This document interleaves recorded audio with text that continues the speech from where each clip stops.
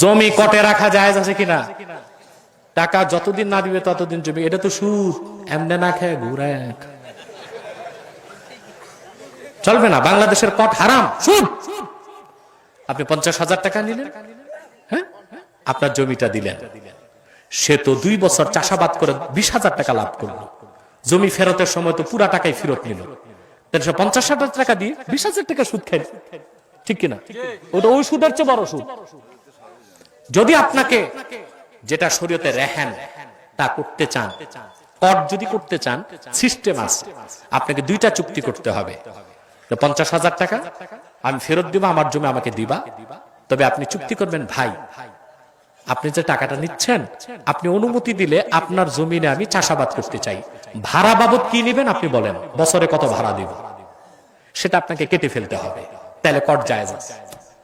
আর যদি তা না করেন তাহলে হারাম, সুদ।